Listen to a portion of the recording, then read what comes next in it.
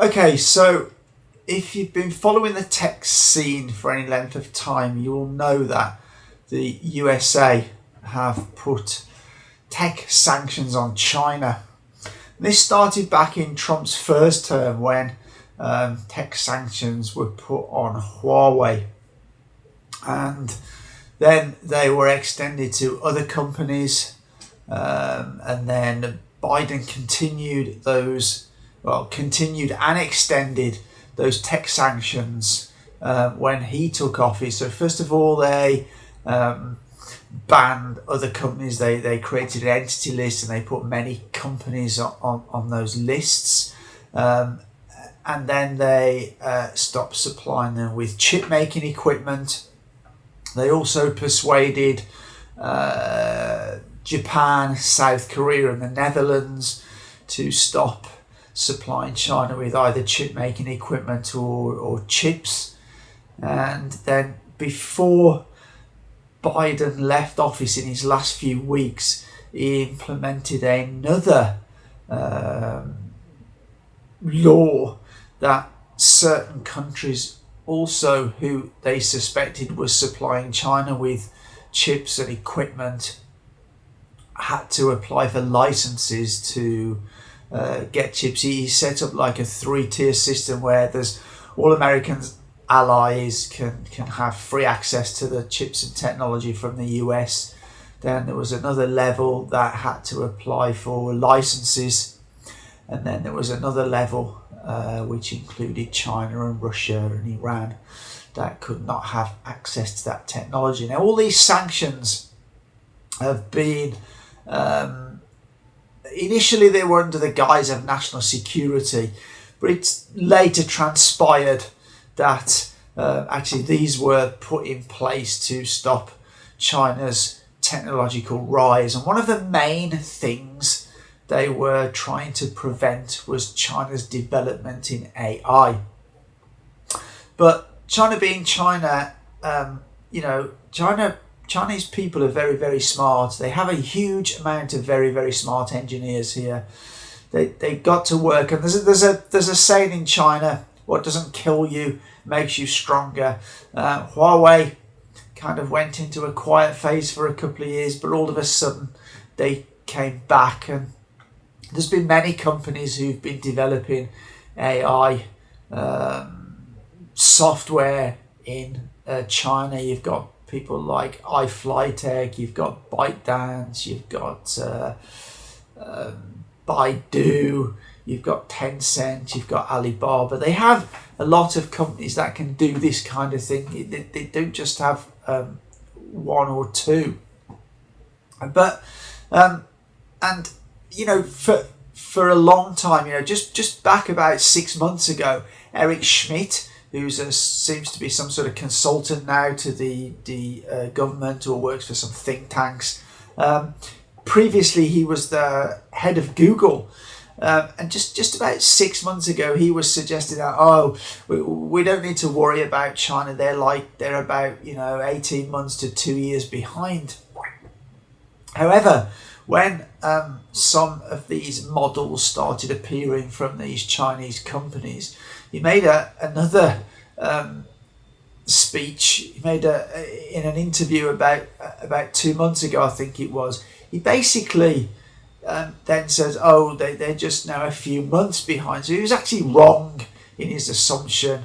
It's obvious that the American authorities don't have a lot of intel on what actually China are doing, because he got that prediction very, very wrong just 6 months or so ago.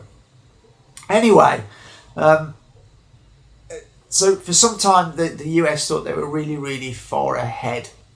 But yesterday we had an event occurred that have absolutely shocked the USA and has really set the AI community buzzing. And there's a fairly smaller AI company in China called Deepseek, and it's made up from the people who run it. They have, I guess, a couple of hundred engineers, so it's not a huge company. And most of them are, or certainly the owner from Zhejiang University. But they released a model which was called Deepseek-R1. And it's turned out that this is performing as good, if not better, than all the Western models, those from people like OpenAI, Anthropic, Meta, etc.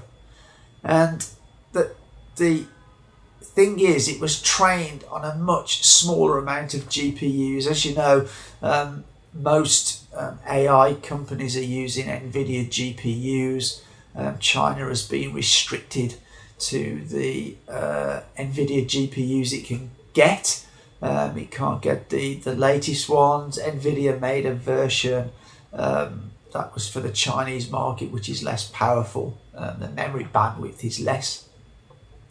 And the other thing, so not only was it trained on a much smaller number of GPUs because of the restrictions, it costs less than $6 million to train. This is significantly less than models by the Western providers. I think Sam Altman hinted that the latest model of ChatGPT cost over $100 million. So many in the US AI community have been kind of scratching their heads thinking, how the heck have a Chinese company managed to produce something that performs as good and better on certain benchmarks than ours? It's just, got them scratching their head. But that's not the biggest thing. The biggest thing that it's open source, and they've opened up their API, and the API costs about 30 times less than those American models. So this has like huge implications, and I'll talk about them in a second. But as well as the main Deepseek-R1 model they've released, they've also released some more condensed models. And within hours of this model being released, because it's open source, we've had videos and stuff appearing on the internet of people literally running it on their home computers, their phones, their MacBooks, Mac Minis.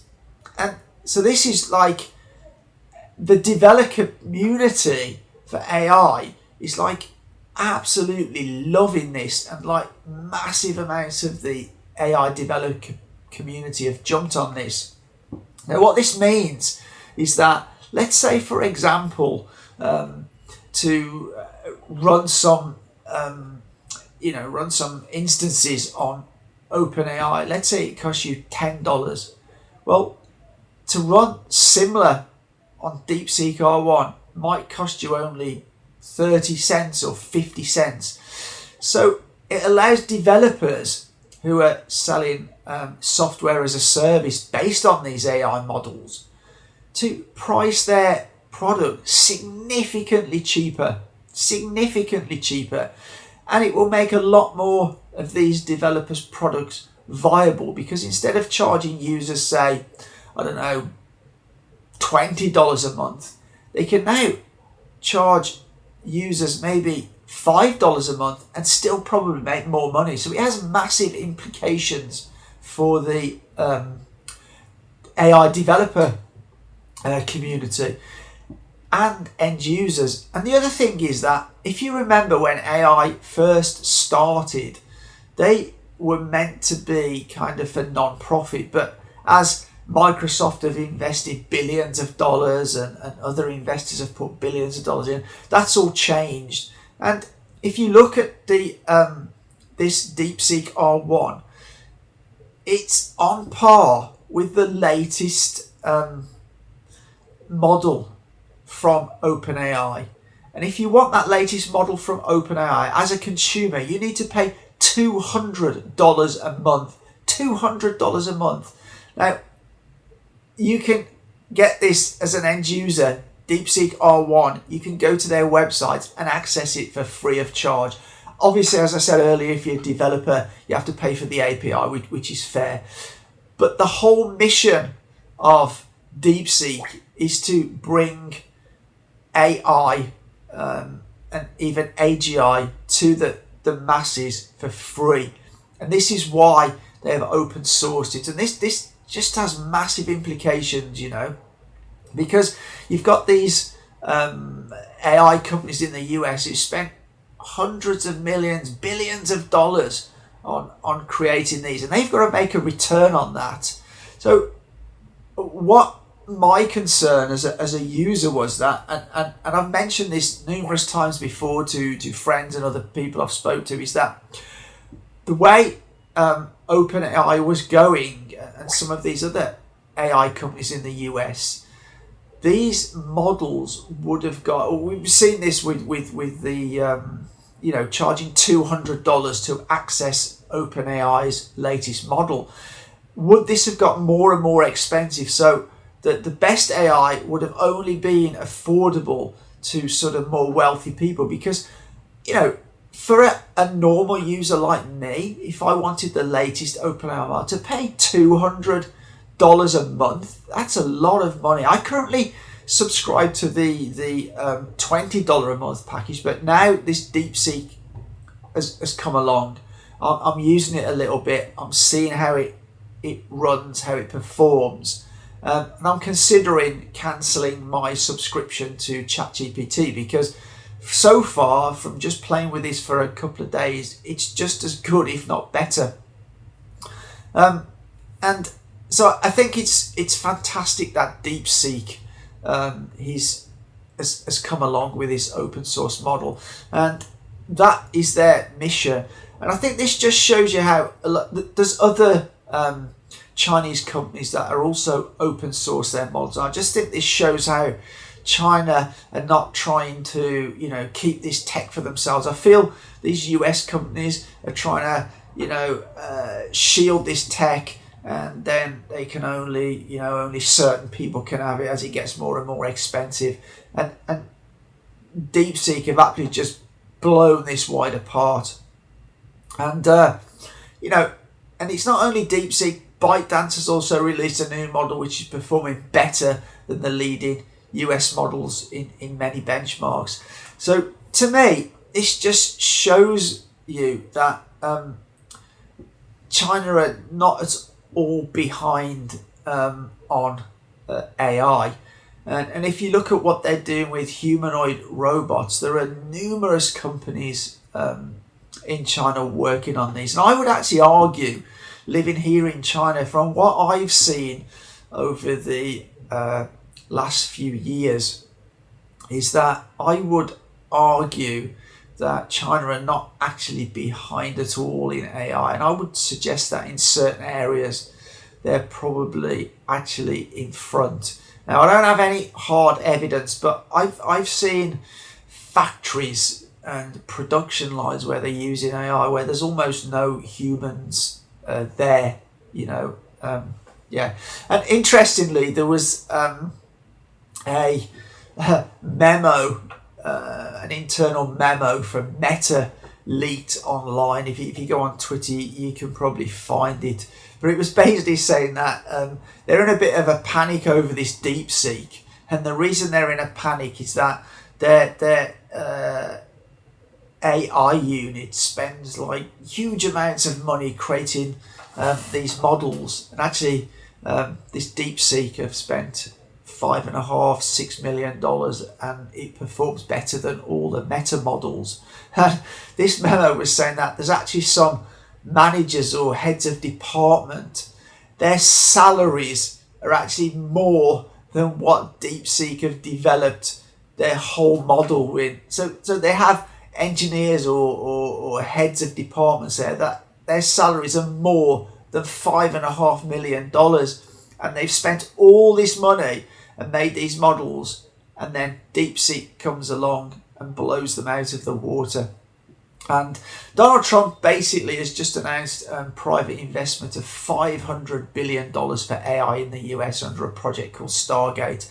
And apparently this is meant to make sure that the US are the leaders in AI technology. But if I read an article in South China Morning Post earlier today that China have actually been building out these sort of AI data centers for the last 2 years. They will probably invest even more in those now. But I really wouldn't sort of bet against China in the AI race. What's sad is that things would be so much better if these countries could compete with each other. It would be better for everybody. I do see that China have made a massive sort of impact on the AI community with releasing this DeepSeek as open source, and also other Chinese companies releasing these models as open source, where the US are trying to keep them as closed systems like Apple does, like Microsoft does with its Windows. And I really think that potentially DeepSeek could become to AI what Android was to mobile phones. And it's just shows you that all these sanctions that the US have thrown to China over the last 5 or 6 years have had little or no effect at all. Anyway, I'm sure we're going to be in for an interesting few years to come. Anyway, and I'll see you in the next one. Thank you.